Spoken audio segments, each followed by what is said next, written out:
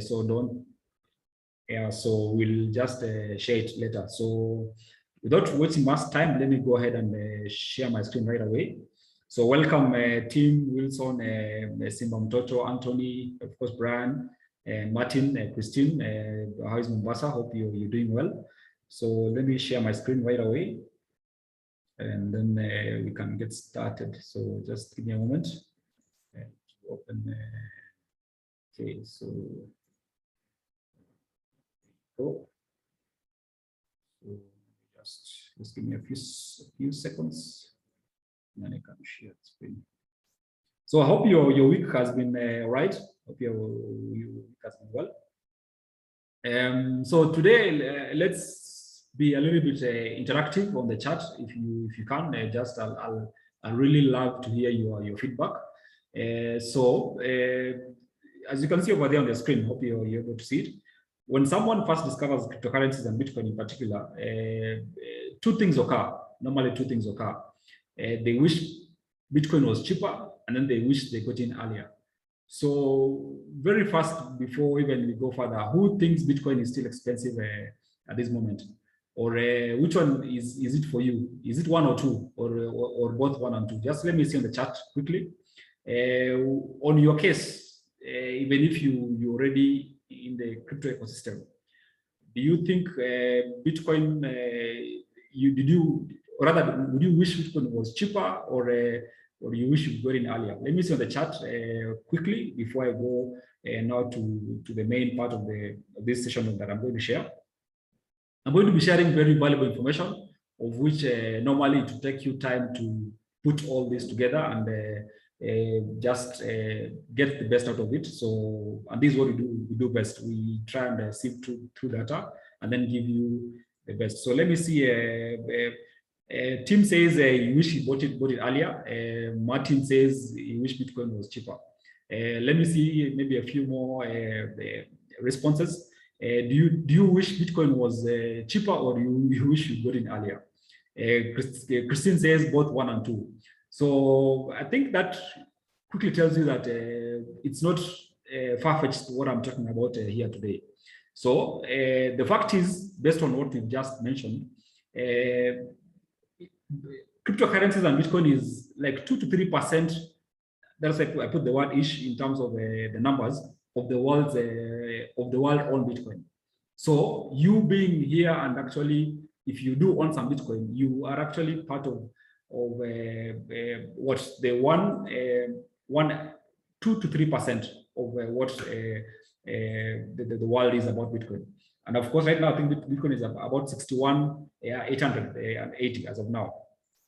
So you're not far-fetched. Everyone feels they are late to the game when they found out about Bitcoin. They feel like Bitcoin is too expensive, and they have missed the boat, as you've clearly even answered. I've seen Simba Mtoto says they wish they got in earlier. Wilson again says they wish they got in earlier. But don't worry, you actually are the rest. Now look at this guy. These are tweet by one of Bitcoin enthusiasts, or rather people who got into Bitcoin much earlier. This was actually, you can see the date over there. This was 17th of what is that, March 2011 at about 6:57 a.m. in the morning. He said, "I wish I had kept my 1,700 Bitcoins at $0.06 instead of selling them at 0.3. Now they are $8. And at this point, this guy was like, $8 is a big steal. He has really gotten a big increase. And actually, he sold the 1,700 Bitcoins.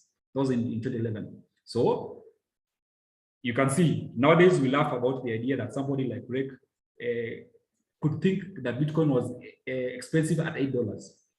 So although one Bitcoin today is at 61,800, it might sound high. That same price may, of course, look diesel cheap years from now as Bitcoin adoption continues to grow across the globe. So adoption is what key driver that will make Bitcoin really, I don't know what's the word I can use. It will be extraordinarily very expensive in the tune of like $1 million. Yes, that is actually a figure that will be seen out there. But it will take time to get there. Not this year, not next year, but in due time, it will get there. So moving on, look at that particular, now that the same tweet, that was in 2011, on that, and that is the chart of Bitcoin. So for those who are new here, these are a very simple chart. On the bottom part of the screen, it's the dates. So it basically keeps tracks of the date, and on the left side of your screen, it's the price of Bitcoin. So at this time, on 2011, when this guy was tweeting the tweet, it was at around what? That is April, May 2011 at $8. I can see the chart. At that time, the price went to a high of $30. And then it collapsed again back to even below the $8. And then it went flat out. That was in around now, the end of 2012. Now, one thing that maybe you need to get from this particular session today, when you're getting into Bitcoin or any other cryptocurrencies, of course, there are very many other factors that you need to consider when you're coming into this space. You should view it as a long-term investment. Again, I should repeat that. You should view it as a long-term investment rather than a short-term trade. Unless you're a trader, of course, and trading requires a lot of skill and expertise for you to make the best of that. And most of us, of course, these are new phenomenon. These are new way of doing things. Not many of us would get into that category of trading because, of course, you need to be a professional trader. But if you're coming in as an investor, number one, you must think about the long-term view. Instead of thinking about weeks, months, or days. Once you make that switch, it will change the whole view of Bitcoin. So how do you do it? Ask yourself this.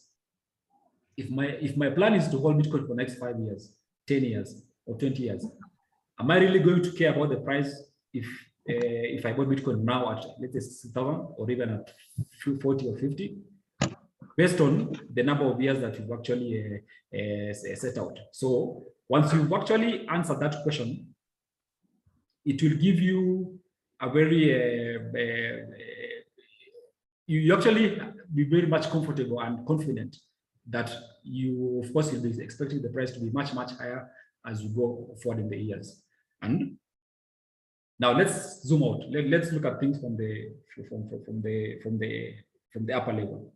When you look at the Bitcoin price, it helps to zoom out, as you can see over there, in order to get a general idea of how Bitcoin has continued to grow as an asset over time. Remember the guy that thought Bitcoin at $8 was very expensive. Now where are we? We have 6,000. So one can easily observe the positive trend by looking at the chart of what we call all-time high. All-time high meaning the price of Bitcoin at its highest price. So again, at the bottom part is time in terms of the way time is moving, and on the left side of the axis is the price. So you're comparing time and the price. So you can see it is always, as much as there's a depression or rather correction, it goes up again like that, as in up, down, up, down. Generally, it is going up upwards in trajectory. So, okay, you're not able to view my screen. Are you guys able to see my screen? I think somebody says is not able to see my screen. Just confirm to me in the chat that you are able to view my screen. Just let me know in the chat, because I think it's on my part, it said it's shared. So just confirm to me that you're able to see my screen and also able to hear me as we proceed. Yeah, I should believe you're able to view my screen. Perhaps maybe Simamtoto, you may want to log out and then log in again. So let me see the chat. Okay. So guys, are you able to see my screen? Let me just get that right before we continue. Just let me know on the chat if you're able to see my screen, so I don't. Yes, okay. Thank you, Anthony. Thank you. So I think Simamtoto maybe something on your end. So the main takeaway on that particular this particular screen that I've shared with you right now is that it's not about the price. It's not about what price an investor buys, but rather how soon they make the decision to buy Bitcoin. That is what matters. When do you decide to make that step to buy Bitcoin? So as they held it, of course, as you hold the Bitcoin, you are able now to benefit from the price appreciation as Bitcoin adoption again continues to grow over the years. So this particular figure, I think most of us have it, and maybe you've seen it somewhere.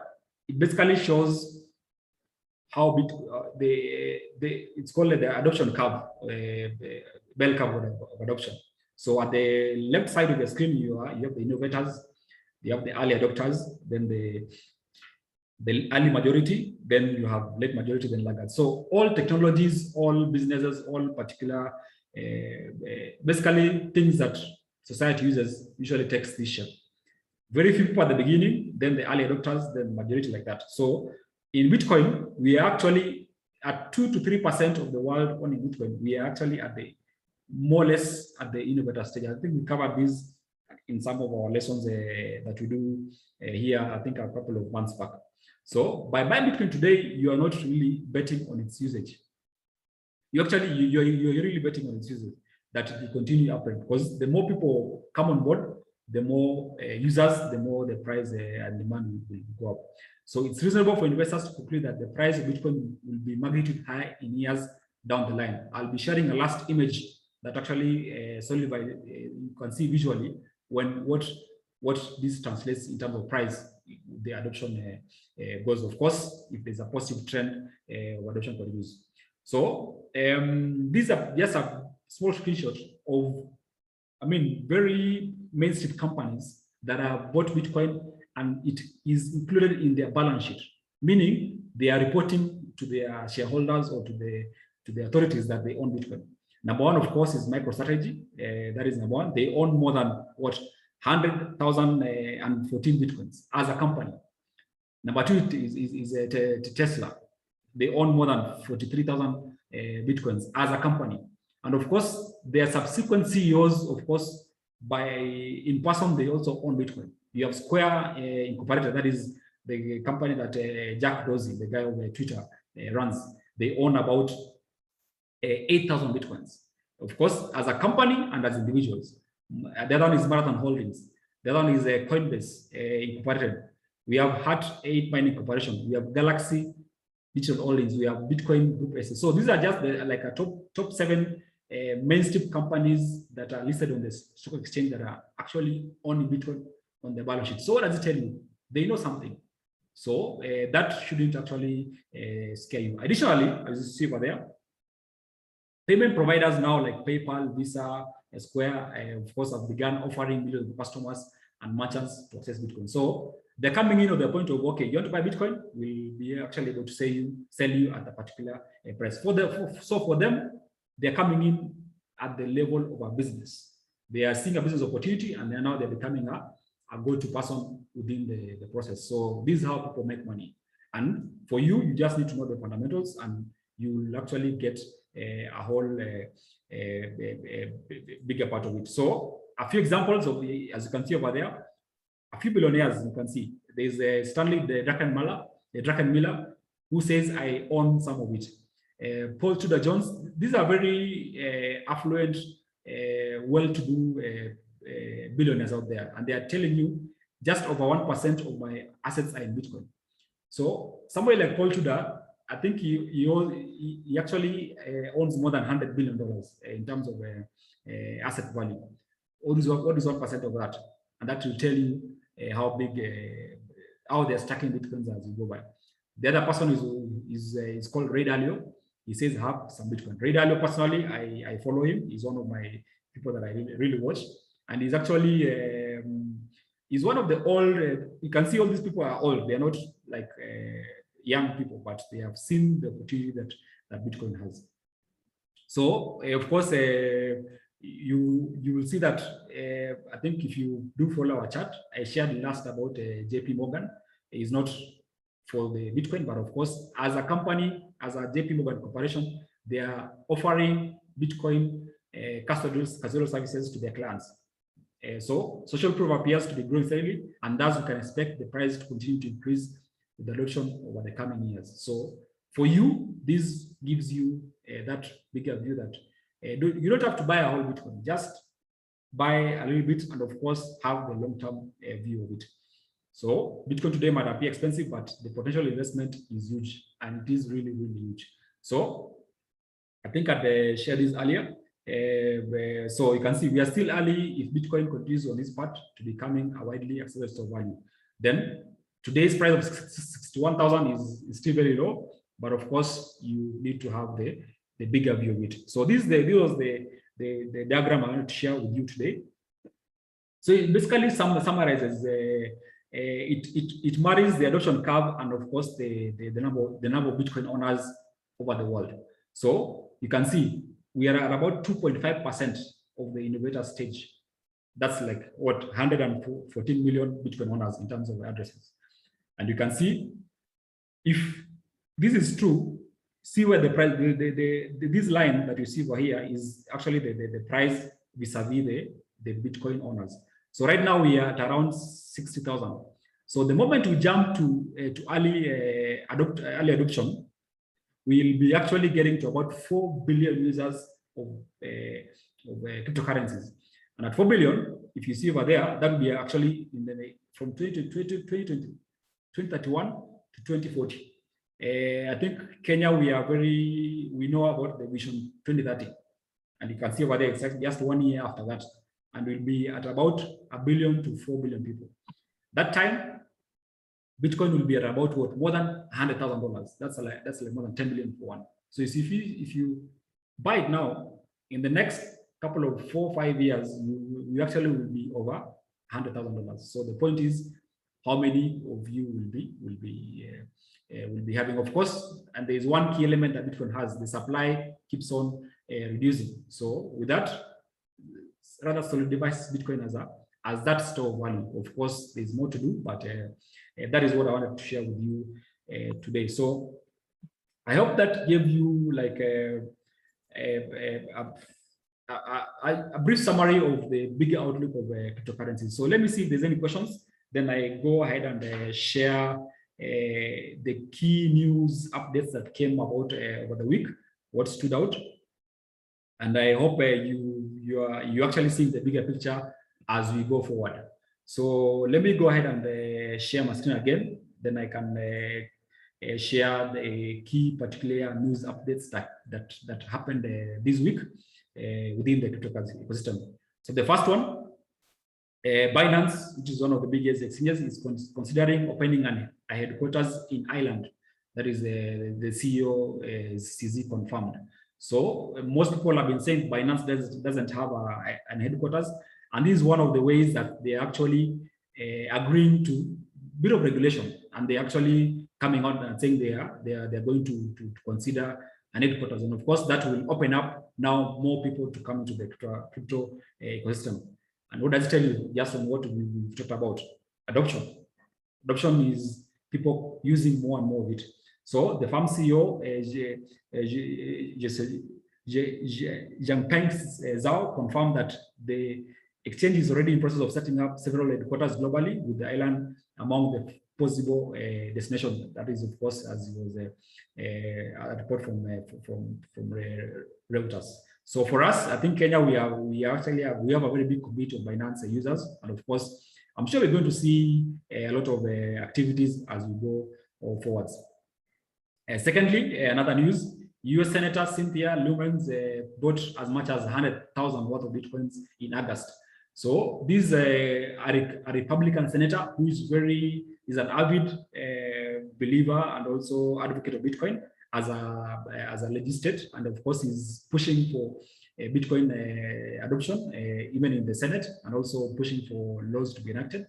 And in person, of course, you can see she bought this is like 10 million cash shillings worth of Bitcoins in August, and today we are what? So in short, he has actually made more than, I think, what if he sells it, more than 10% of that. So these are people who actually should follow in terms of knowing where Bitcoin is heading into, and they are not afraid. They know the bigger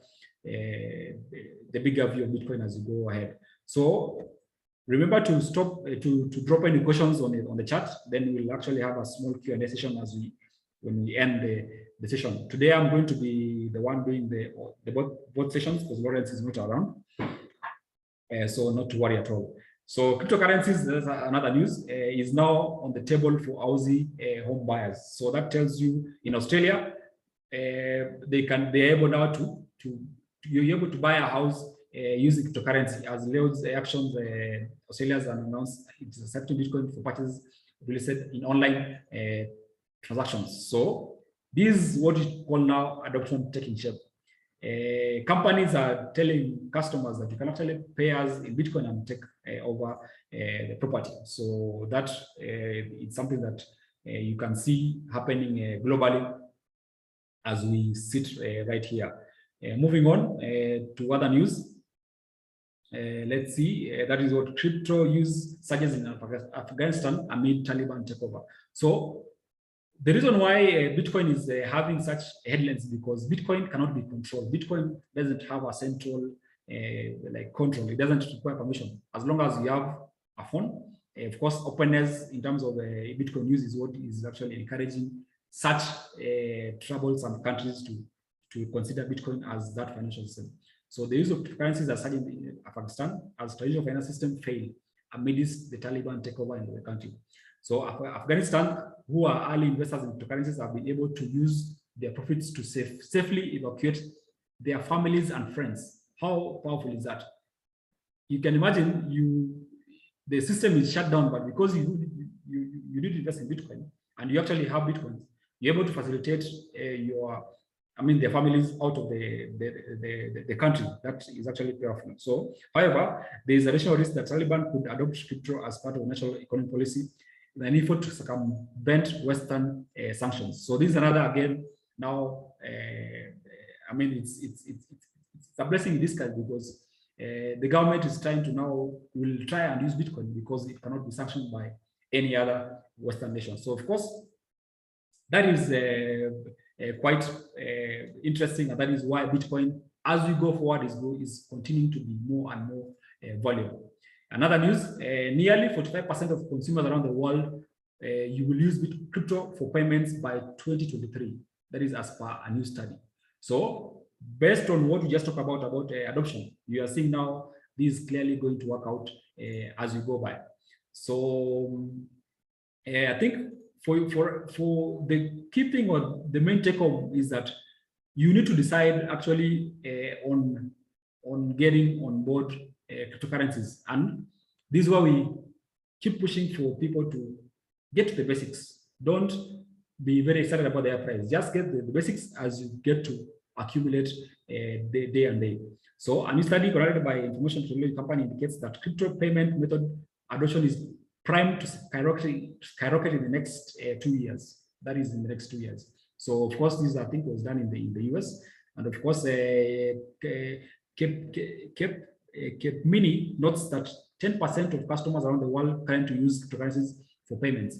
However, the Research Institute predicts that nearly 45% of customers will be emerging payment method within the next 1 to 2 years due to the growing need for cross-border payments, in addition to concerns about high transaction fees. So that is actually true. And one thing for sure that maybe keeping away people is that what I've highlighted.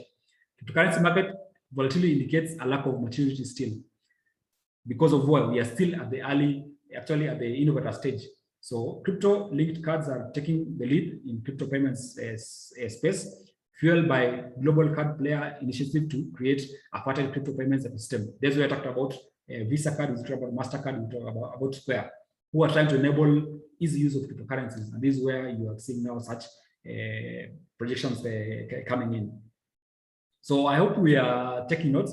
Anthony says, are the photographic cameras were, yes, that is what the report says. 45% of the cost. Let me just maybe I can read that again. Actually, it's 45 consumers of customers around the world who use online payments, who now would want to consider crypto for payments. So it's 45% of the current online use of payments. That is what I think this report says, if I'm not wrong. So I can actually get the report and actually share with you, Anthony. If you so wish, I can do that.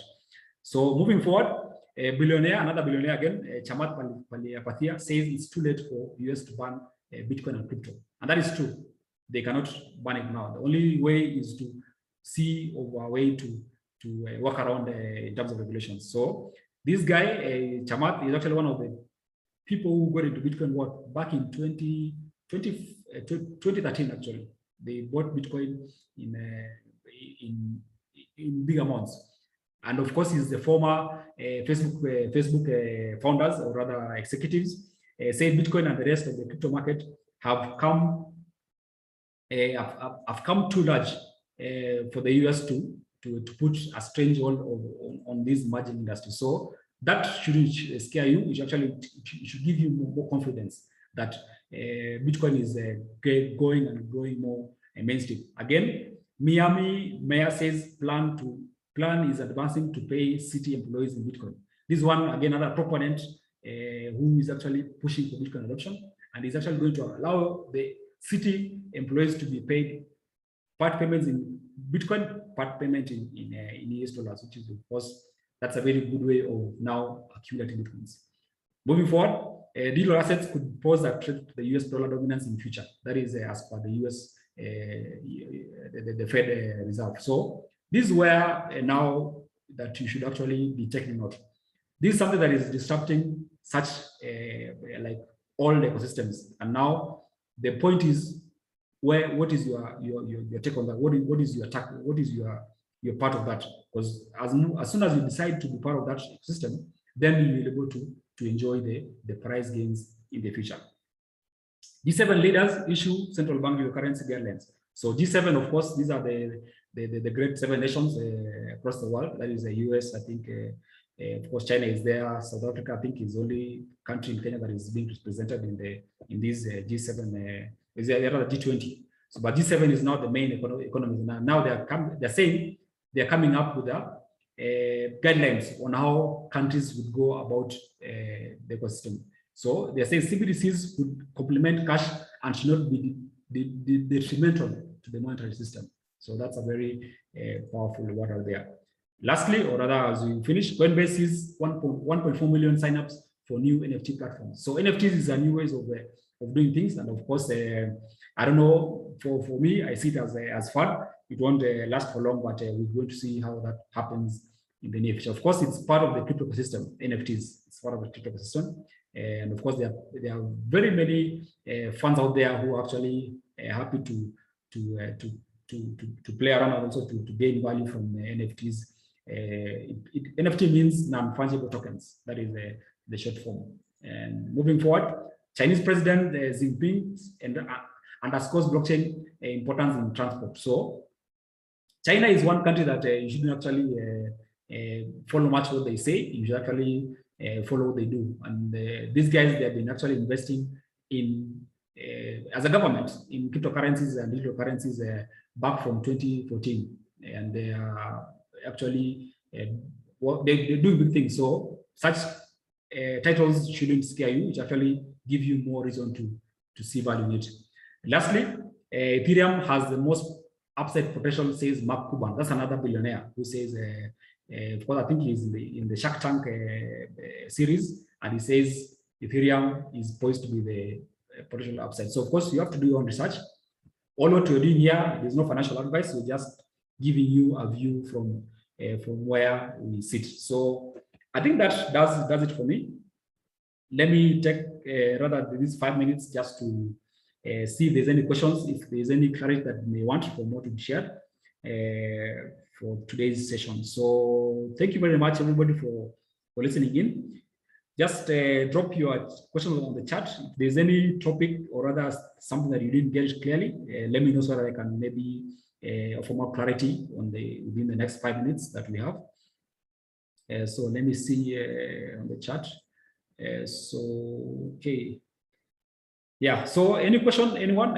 Simon, Brian, Anthony, Tim, Christine, Wilson, Simtoto, I think Ronald, KB, Edwin, and Martin. Yeah. So thank you very much for being here today. Any question? Any additional comments that you may want me to add on? Just you can raise your hand. I can unmute your mic. Then you can say a word or rather put it on the chat. But bottom line, as I can say, we are still in the early adoption phase. So it's up to you now to decide your game plan. Are you what kind of investor are you? I think that's one of the lessons we had last week. What kind of investor? Anthony, yeah, please type in the question. Type in the question, Anthony. Or if you want to say a word, you can raise your hand so I can mute your mic in a few minutes. So, okay, team. Okay, very much. We are grateful to have you here. We keep doing this every day for free. We don't charge anything. We don't promote anything. Just pure information. So Anthony asked, how long do I think this Bitcoin bull run will last? So at the moment, if you maybe look at we normally do the daily on our Telegram channel, and one thing you need to note is that let me just open that very quickly, then I can read for you.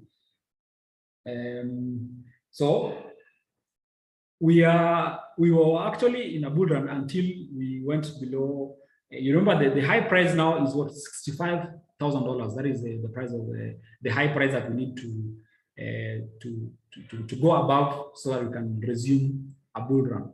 So a bull run in definition means that an asset class or usually a stock or a commodity or a financial instrument rallies 20% up. That is when something is considered a bull run. 20% up, that is continuous. If it goes 20% down, it is considered a bear market. So just quickly on seeing on my chart, if I look at the price from when, from the low price of was it 30? Let me just do very quickly as we. So we had a low price of just a moment. Was it was I think 38 or 30 something or 40 actually. So from 40 to now we are at about 55%. So yes, we actually at the middle of a bull run right now. We are in the middle of it, but to confirm it, we need to go back. We need to go above $65,000. That is when now we'll confirm that we actually into the bull run. So yes, we don't know how that will last, but we just need to go by it. So Edwin says, which coin would you advise someone to buy between ADA and BCH? I think last Saturday we did a top 10 list squaring all the coins that we have. But depending on your strategy, how long do you want to get into the ecosystem? Is it 2 years? Is it 5 years? Is it 10 years? So based on that, now it will advise you on what potentially you can onboard. And of course, the other key reason is how much capital do you have?